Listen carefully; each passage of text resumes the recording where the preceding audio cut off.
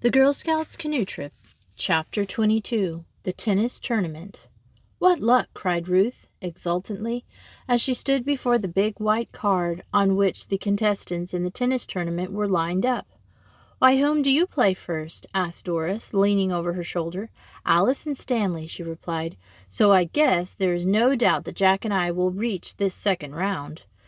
"And how many sets do we play?" asked Doris, searching for her own name on the card.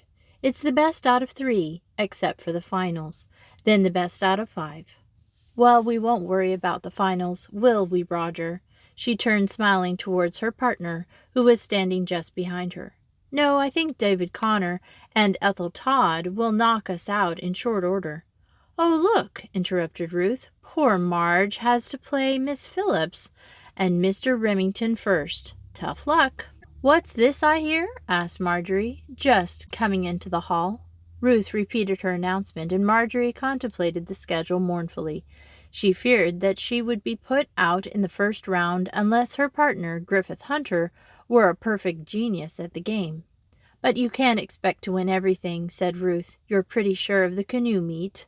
The conversation was interrupted by the sound of a gong summoning them to breakfast.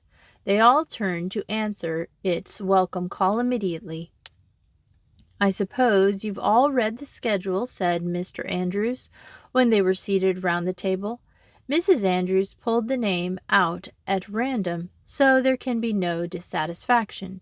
"Now, would you consider it too strenuous a program to play off the first match in this morning and then report at luncheon? I think it would be interesting to have the winning girl announce the victory in each case. And then if we beat, do we have to play the next match after lunch?" asked Ruth. "That is to be just as you wish," replied the host, "or you may leave it till Friday morning."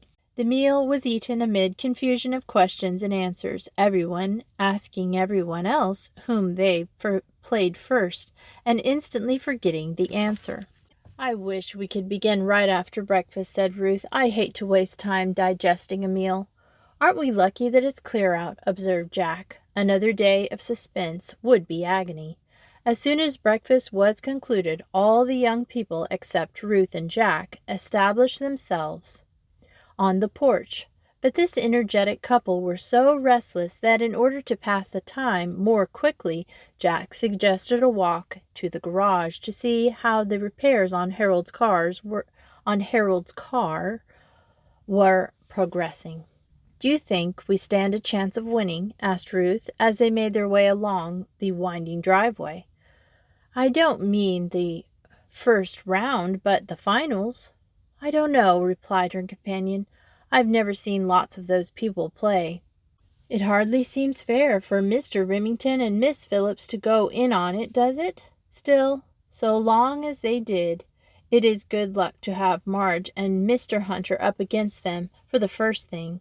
I guess they'll feel pretty sick after their first match is over." "Marge is pretty good, though," said Jack, "if I do say myself. She's been playing with me and some other fellows ever since school stopped, and I've got to hand it to her. Her serve is out of sight." "Indeed," said Ruth stiffly. "She certainly must have improved, for I never had any difficulty beating her at school." "Well, it all depends upon Hunter," replied the boy. "We shall see." When they returned from their walk, they found the courts already crowded, everyone except Marjorie and Griffith, and their opponents, who had secured the court belonged to the place, was playing at the club. As Ruth had surmised, their match with Ruth and Stanley was so easy that she had ample time to watch the others. They took 2 sets straight, losing only 2 games during the entire time. Ruth noticed that some of the other sets were won just as easily. Since Frida was a decided beginner, she and Bob lost heavily to Max Stanton and Jean Throwbridge, and Lily and Dick were defeated in the same manner by John and Francis. The other 2 sets were more evenly contested. Ruth's thoughts flew to Marjorie, and she wondered how that set was progressing. If she could only see it to get some idea of how Mr. Remington and Miss Phillips played, so that she might be better prepared to oppose them when their turn came. Glancing towards Jack, who was sitting beside her on the bench, she suggested, "Let's go home and get a look at Marge's match. They're probably being beaten to pieces." "You seem to enjoy the prospect," laughed Jack. "Well, it's only that your sister wins everything she can lay her hands on, and it is a satisfaction to see her take a back seat once in a while." But when they reached the grounds, they saw the tennis players, hot and tired, walking towards the house. "Who won?" called Jack. "And what was the score?" put in Ruth. "You'll find out at luncheon," returned Miss Phillips teasingly. "Wait and see." Ruth suppressed an expression of anger and made no reply. It seemed to her that Miss Phillips always chose to make herself as irritating as possible. She resolved, however, to say nothing further to Marjorie. But when luncheon had come, and she was almost consumed with curiosity, "Let us have the announcement," said Mr. Andrews, when everyone was served. "Please report in the order your names appeared on the tournament card."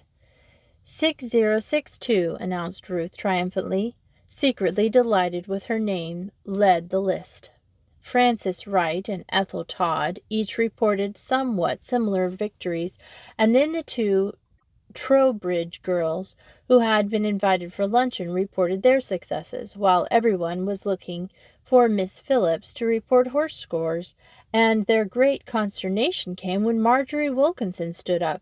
368663, she said smilingly. "How did you ever do it?" cried Ruth, dropping her bread and butter. "Mr. Hunter and Miss Wilkinson are some players," said Mr. Remington. "Not because they beat us," he added hastily in confusion. "Congratulations to everybody," said Mrs. Andrews.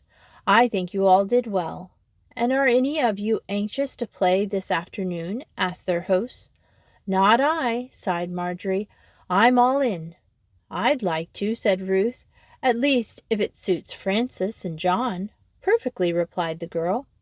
The third group followed their example, so that 2 lively matches were scheduled for 3 o'clock. "Are you sure you're not tired?" asked Jack, as he and Ruth went to the club together. "I never felt better in my life. By the way, Hadley doesn't look as if he had much pep, does he? I wonder what's the matter?" The number of players had now so mathematically decreased that everyone could keep track of their games, and everyone knew, too, that both Ruth and Marjorie were still in the tournament, although they would not be matched against each other unless both reached the finals. This, however, proved to be actually the case, for both Trowbridge girls, although good players at times, were uncertain and erratic, and both fell down under the severe strain. Ruth and Marjorie and their opponents, and their partners as well, both used their heads, defeating their opponents by skill in placing the ball. Both matches were interesting and well fought, and the victories a credit to the winners. The congratulations poured in from every side. "But think of playing 5 sets this afternoon," gasped Marjorie, sinking to the ground. "I'm dead." "Want to forfeit?" challenged Ruth. "Never," declared Marjorie. "Then you can't postpone it." "Oh, I don't care.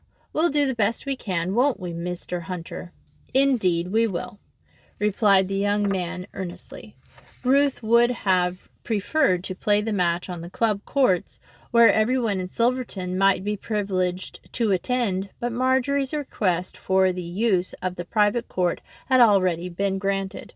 Ruth secretly felt that this seemingly modesty on the part of the opponent could be traced to the fact that the other girl expected to lose. "She wants me to win my victory in private, without glory, tomorrow, when her big chance comes to win at the canoe meet. She's willing for all Silverton to see that." Ruth smiled grimly. There was nothing to do about it. She concluded to try to make the victory so overwhelmingly the news would spread like wildfire all over the town. That would be her only hope of revenge.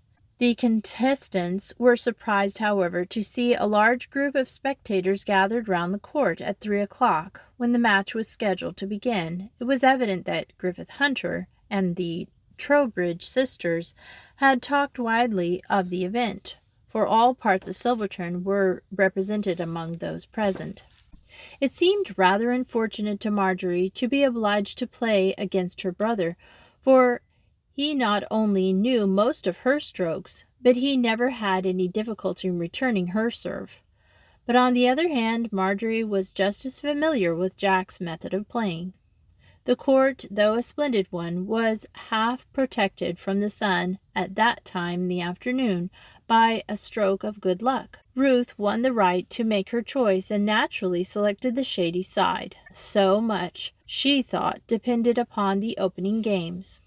Whether it was because she was tired or dazed by the sun, Marjorie lost the first game, her own serve. Encouraged by this triumph, Ruth put added energy into her serve and consequently captured the next game easily. When during the third game Griffith sent all his serves over swiftly without getting a single return, the spectators fairly shouted in joy.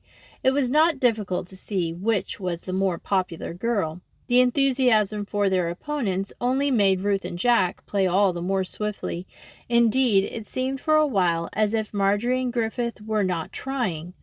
With the exception of the latter's serves, they won not a single game. The first set was over quickly with a score of 6-2 in Ruth's favor. "Want to rest a while, Marge?" suggested Ruth in a compromising tone. "No, indeed," replied the girl. "I'm just waking up now." And it seemed in the minutes that followed that she was right. Trying out a new serve, a cut, she took the first game without a point against her. Then, adopting a new system of team play, which allowed her partner to play net at all times, her side continued to score. The second set was finished even more quickly than the first, with a score of 6-1 in Marjorie's favor. While Marjorie's reserve strength seemed unfailing, Ruth began to realize that she had worked too hard at the beginning. She had not calculated correctly for a 5-set match, and she began to become tired. Marjorie noticed this and skillfully managed to put the balls just beyond her reach.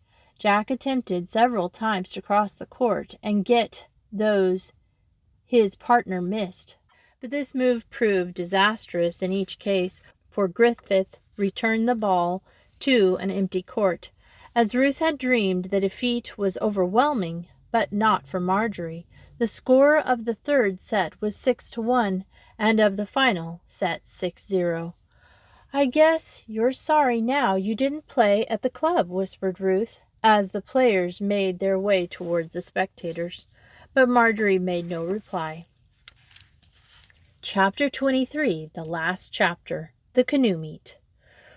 With characteristic modesty, Marjorie put aside the congratulations of her friends and the feelings of inward triumph and her victory had brought her, to fasten her thoughts upon the contest of the following day. For after all, as she said again and again, the tennis championship belonged rather to Griffith Hunter than to herself.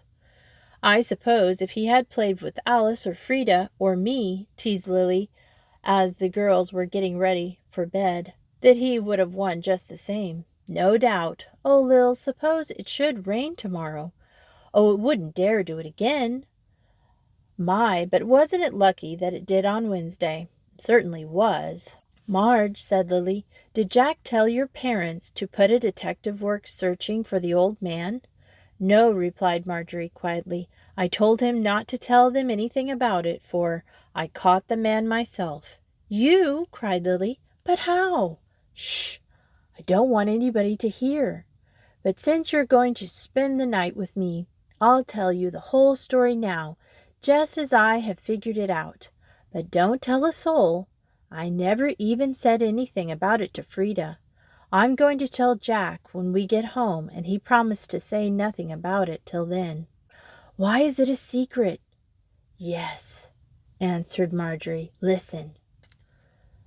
Marjorie proceeded to tell what she had correctly guessed to be the truth, that Harold Mason, in disguise, was really the old man.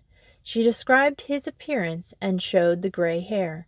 Then, too, she reminded Lily of his embarrassment at seeing it, and his urgent desire to make his escape. And that accident was all cooked up, too, she concluded. Of course, he couldn't make Frida want to drive the car and run into a tree, but he was going to get around it somehow, to make us late for the meet. Lily was so angry now that she could scarcely sit still. And do you suppose that Ruth knew all about it? Positively. I'm going to go accuse her this very minute, flushed Lily, jumping out of bed. But Marjorie restrained her. Don't, Lil. It won't do any good. She'll deny that she had any part in it. But I'll let her know that I have solved the problem, and she's pretty uncomfortable when I'm around. The best thing we can do about it is to ignore it, and her as far as possible without seeming rude. Well, she's no longer a friend of mine, exclaimed Lily. No, nor anybody else's in the troop, added Marjorie, for I think most of the girls have found her out. Saturday proved to be cooler and delightful. The girls were up early to enjoy the fine air of the morning. But I don't move from the porch till time to dress for the meet, announced Marjorie, with a significant glance at Ruth. I'm not taking any chances. At 11 o'clock, the Girl Scouts, all covered by raincoats, drove in the cars to the shore of the lake. Already crowds of people sitting on the benches and standing on the shore waiting for the meet to start. Through a megaphone, Mr. Remington thanked the audience for their splendid support and announced the relay and obstacle race which were to constitute the first part of the program. These, he said, were not included in the reckoning of points for the Silver Cup, and ribbons would be awarded to the successful teams. As lots were drawn to determine the participants of each side, the rivalry was not sharp. In fact, Ruth, Frida, and Marjorie, the three best canoeists, were all on the same side, so that they easily came in ahead. The real excitement lay in the individual contests. The first of these was the rescue of the capsized canoe. Only 5 of the girls entered the event: Ethel Todd, Marjorie Wilkinson, Ruth Henry, Frida Hammer, and Florence Evans. They all succeeded in their attempts. It would have been hard for the casual observer to decide whether to award the honors to Marjorie, Ruth, or Frida. The judges, 3 men of Silverton, put down mysterious marks in their books.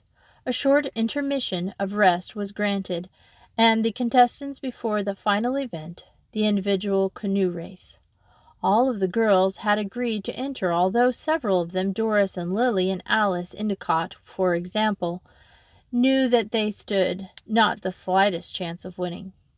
The distance required was across the lake and back, probably about 300 yards. The girls knelt in the corner of their canoes, their paddles in their hands, awaiting the signal of departure. As soon as the whistle blew, the 9 canoes shot forward as if controlled by a single hand. But they did not remain abreast long, for in a moment 4 fell back, and of the 5 in the lead, Ruth Henry's came first. "Hurry up, Marge!" "Oh, hurry!" cried Eloise Trowbridge, now a staunch friend of the girl. But Marjorie knew what she was doing. The race was by no means short, and she calculated that endurance would count. Ruth Henry's mighty effort could not last to the end. She would give out before they were 3/4 finished, so Marjorie continued her steady strokes, now leaving all but Ruth behind and taking her place as second. It was Ruth's canoe which first reached the farther shore and started to swing around. But there she encountered one of her weaknesses. She had never learned to turn a canoe gracefully and quickly. Before she had swung into position again, Marjorie was beside her, and the 2 canoes turned almost together. But Ruth was still confident. She had beaten Marjorie to this shore with an equal start. Now that she was slightly ahead, there ought to be no doubt about her victory. But her muscles stiffened under the strain. She realized suddenly that she was tired. Marjorie shot ahead with renewed vigor, as if she were fresh for the race. As the canoes neared the middle of the lake again, Ruth took a fresh spurt, pulled 2 or 3 inches ahead of Marjorie, but the gain was temporary, for the latter, carefully measuring her distance, decided that now was the time for putting forth her utmost effort. With sudden, swift strokes, she left all the canoes behind and made like lightning for the shore. A great shout went up from the spectators. She arrived fully 3 seconds before Frida, who came second, for Ruth had fallen back to third place.